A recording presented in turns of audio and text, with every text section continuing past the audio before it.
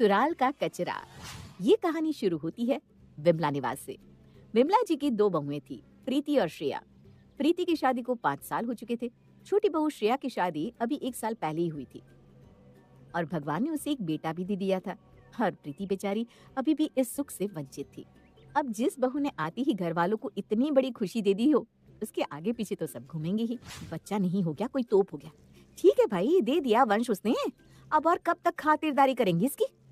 तभी रसोई में विमला आती है और अपनी बड़ी बहू प्रीति से कहती है, गोंद के लड्डू बना दे बहू। अभी 3 महीने पहले ही श्रेया को बच्चा हुआ है। अभी वो जितना अच्छा और पौष्टिक आहार लेगी उसके लिए उतना ही अच्छा होगा। हाँ हाँ मम्मी जी, 3 महीने से उसकी पसंद का खाना ही तो बना रही हूँ मैं। ये भी सही। नाश्ता बनाकर प्रीति सबसे पहले अपनी देवरानी को देने जाती है। लो श्रेया, पहले तुम कुछ खा लो, फिर बच्चे को खिला लेना। नहीं नहीं भाभी, अभी नहीं, अभी मेरा दिल नहीं है। प्रीति खाने की प्लेट श्रेया के कमरे से बाहर ले आती है और बाहर सभी को नाश्ता परोस देती है। सभी को खिलाने के बाद जैसे ही प्रीति खुद खाने को बैठती है, विमला जोर जोर से उसे आवाज लगाना शुरू कर देती है। 2 रोटी सुकून की मेरे गले से उतर कैसे जाए? कैसे लोग हैं ये? अब क्या हो गया मम्मी जी, सबको खिला तो दिया। तेरी देवरानी यहाँ भूखी बैठी है बहू। अरे पर खुद श्रेया ने ही तो मना किया था मुझे मम्मी जी। वो तो मना करेगी ही, नहीं नहीं माँ बनी है, जी नहीं करता कभी कभी, पर तू तो समझदार है, जा पहले उसे कुछ खिला दे। ये कहकर विमला रसोई से बाहर चली जाती है और इसी तरह ये चीजें होती जा रही थी।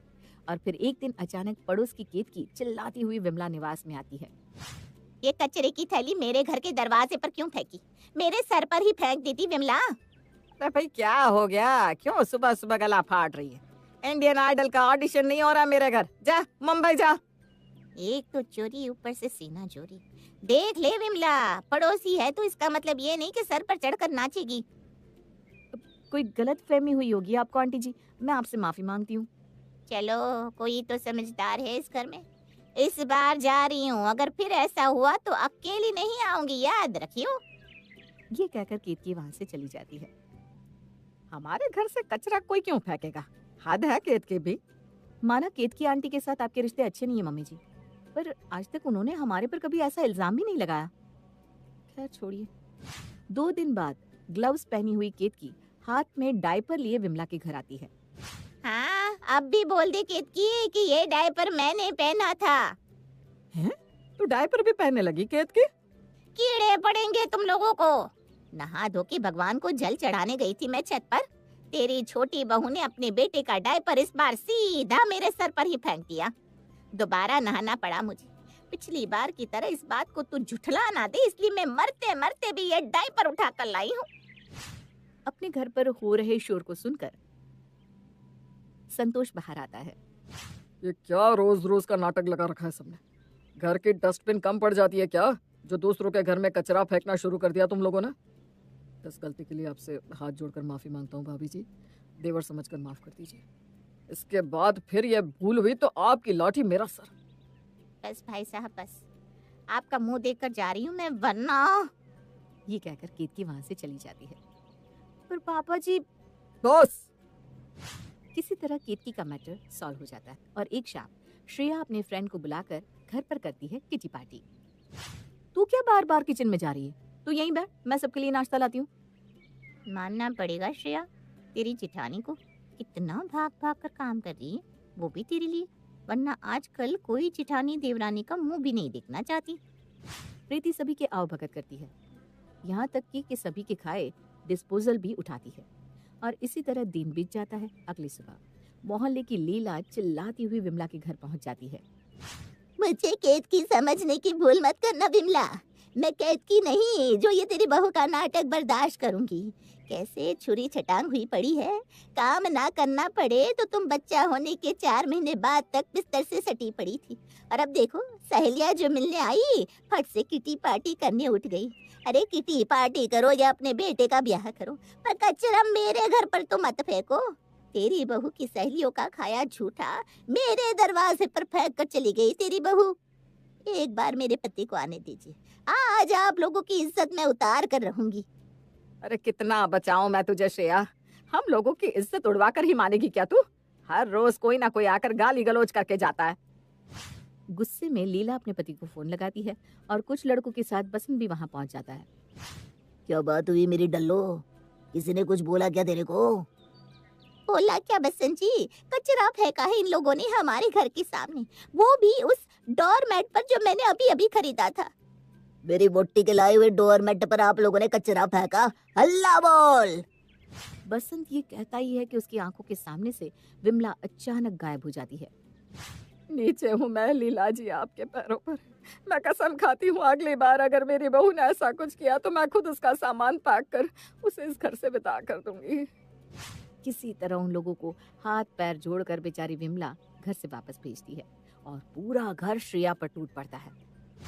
बोलना नहीं चाहिए श्रेया, बच्चा क्या हो गया तुम्हें? तुम तो खुद को न जाने कहाँ की रानी समझने लगी। लोग हमें मारने आने लगे हैं। आज मम्मी जी नहीं होती ना तो हम तीनों में से किसी न किसी का सुहाग तो आज उजड़ ही गया होता। अब न ही घर में कोई श्रेया से बात करना चाहता, ना ही कोई उसका चेहरा देखना चाहता, जिससे देखो बस हर वक्त उससे और उसके बच्चे को भला बुरा कहते। एक रात लगता है पूरी दुनिया में एक तुम ही माँ बनी हो जो अपने बच्चे को भी नहीं संभाल सकती। इधर उधर उसके डायपर्स फेंकती रहती हो। लाओ मैं इसे हगिस पहना देता हूँ, और इसके हगिस को अब मैं ही डिस्पोज करूंगा, तुम नहीं। पर मैंने इसके पहले भी इसके हगिस यहाँ वहाँ नहीं फेंके, ट्रस्ट मी। पूरे मोहल्ले में किसी के भी घर में इतना छोटा बच्चा नहीं है।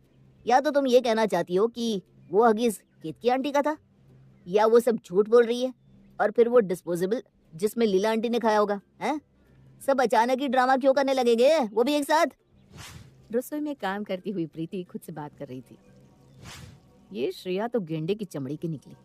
इतनी जिल्लत के बाद भी ये नहीं हुआ कि घर छोड़कर चली जाए। अभी तो घर पर सभी लोग इसे ताने दे रहे हैं, पर कब तक?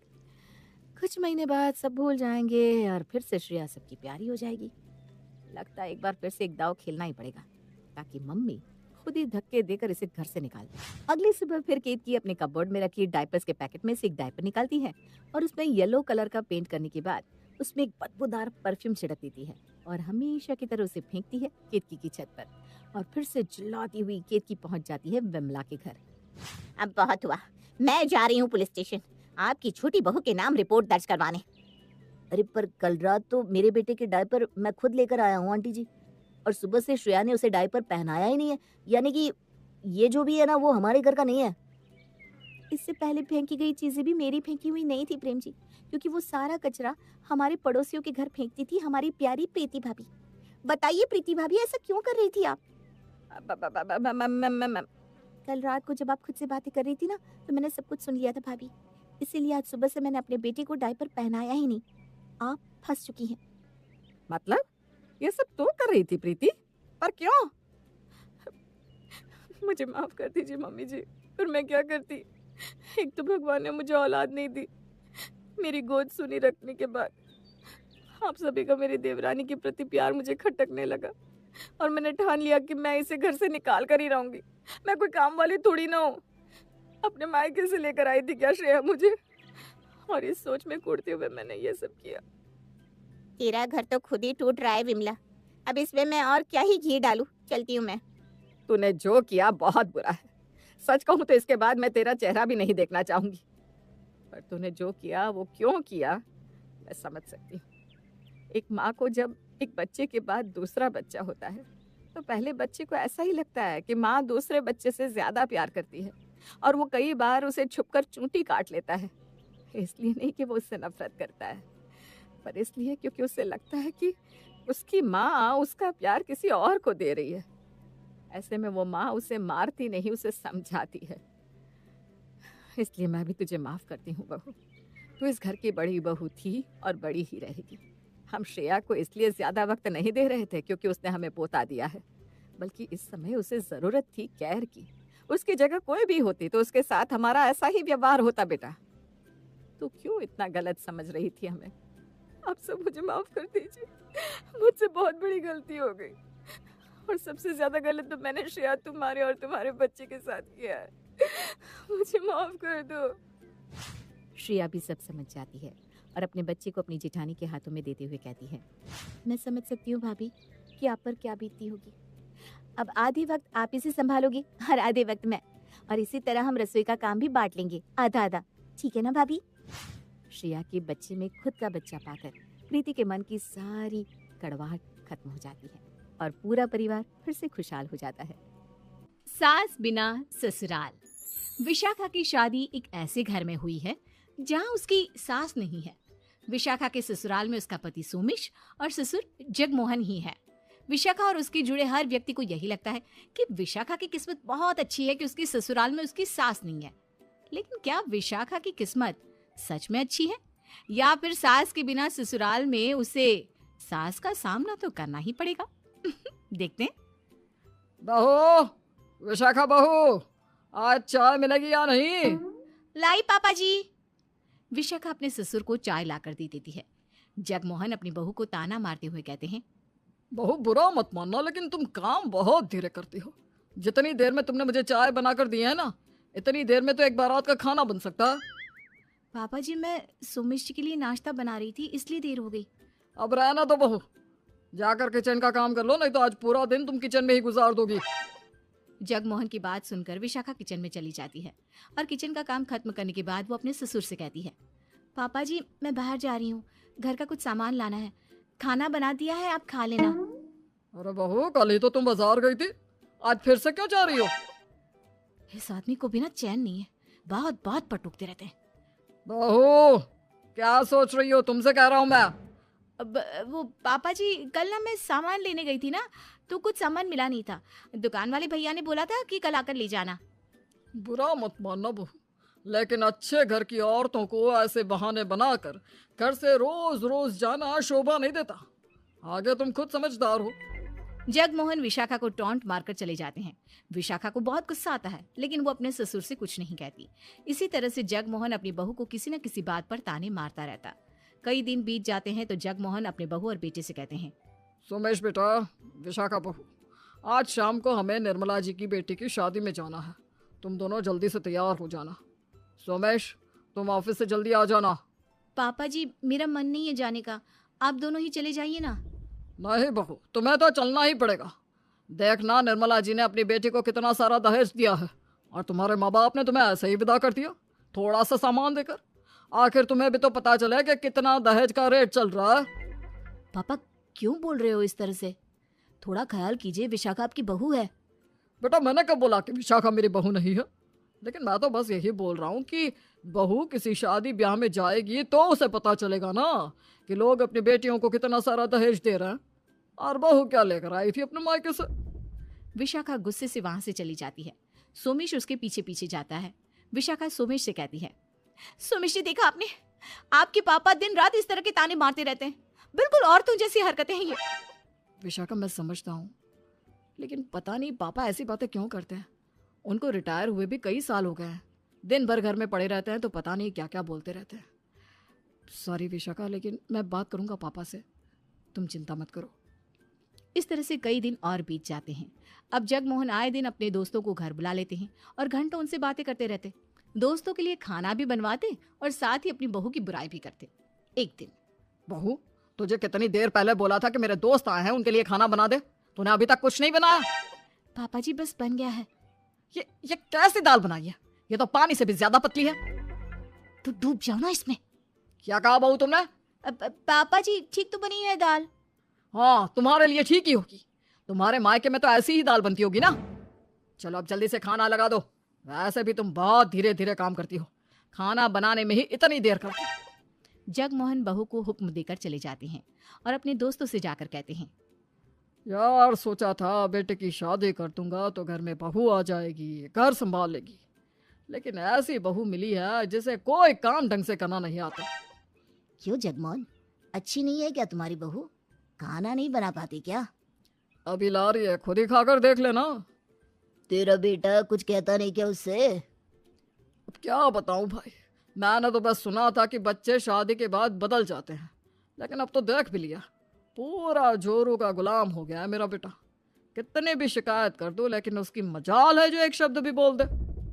विशाखा अपने ससुर की सारी बातें सुन लेती है। अगले दिन विशाखा की सहेली सोनाक्षी उससे मिलने आती है। सोनाक्षी, अच्छा हुआ तू मेरे घर ही आ गई, बहुत मन कर रहा था तुझसे मिलने का। मैं तो तेरे घर आ गई, लेकिन तुझे टाइम नहीं मिलता मुझसे मिलने का। अरे तेरी तो सास भी नहीं है, पूरे घर पर तेरा राज होगा, तुझे कौन रोकने टोकने वाला है? फिर भी तुम मिलना तो दूर, फोन पर भी बात नहीं करती। कहाँ यार, शादी से पहले मैंने भी यही सब सोचा था कि मेरे ससुराल में सास नहीं है, आराम से रहूंगी, लेकिन ऐसा कुछ भी नहीं हुआ। मेरे सपनों पर पानी फिर गया। विशाखा ने दुखी होकर सारी बातें अपनी सहेली को बताई। बातें सुनने के बाद उसने कहा, अच्छा तो ये बात है, मेरे पास ना इसका एक इलाज है। अगर तुम्हारे ससुर तुम्हारे साथ सास की तरह पेश आ रहे हैं तो तू भी उन्हें सास ही समझ। देख, अगर तेरी सास होती और वो तुझे किसी चीज को लेकर ताना मारती तो तू भी तो उन्हें पलट कर जवाब देती ना। लेकिन ये तेरे ससुर है तो तुझे अपने ससुर के सामने बोलने में शर्म आती है। लेकिन आगे से ऐसा मत करना, ईंट का जवाब पत्थर से देना। सोनाक्षी की बात विशाखा को समझ में आ गई। सोनाक्षी अपने घर चली गई।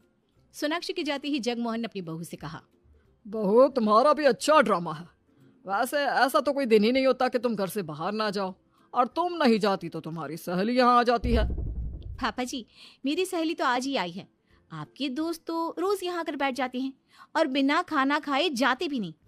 आज मेरी सहेली आ गई तो आपको तकलीफ होने लगी। जगमोहन को अपनी बहू से ऐसे जवाब की आशा नहीं थी। वो तो ये सुनकर हैरान हो गए। ऐसे ही एक दिन जगमोहन ने सुबह सुबह अपनी बहू से कहा, बहू, तुम घर की साफ सफाई तो कर देती हो, लेकिन घर के बाहर का हिस्सा और छत क्यों नहीं साफ करती? अगर तुमसे काम नहीं होता तो बता दो, तुम्हारी मदद के लिए 4-5 नौकर रखवा देता हूँ। पिताजी, अगर आप भी मेरे साथ घर के कामों में हाथ बंटवाएं तो नौकर की क्या जरूरत है? दिन भर बैठे बैठे पलंग तोड़ते रहते हो, यहाँ वहाँ घूमते रहते हो, और कुछ नहीं तो बहू की बुराई करने लग जाते हो। अरे बहू बेटी की बुराई के अलावा भी इस दुनिया में कई काम है। बहू, शर्म कर ले, अपने ससुर से ऐसे बात करते हैं? अपनी बहू से दिन भर औरतों की तरह लड़ते हुए आपको शर्म नहीं आती? तो मैंने भी शर्म करना छोड़ दिया। होने दे सुमेश को। आज तुम्हें धक्के मारकर इस घर से नहीं निकलवाया तो मैं अपना नाम बदल दूंगा। तो अभी से कोई अच्छा सा नाम सोच लीजिए ससुर जी, क्योंकि आपकी मनोकामना तो कभी पूरी नहीं होने वाली। इस तरह बहू और ससुर में जमकर लड़ाई होती है। इस भयंकर लड़ाई के बाद विशाखा को लगता है कि उसके ससुर अब समझ जाएंगे और उससे नहीं लड़ेंगे।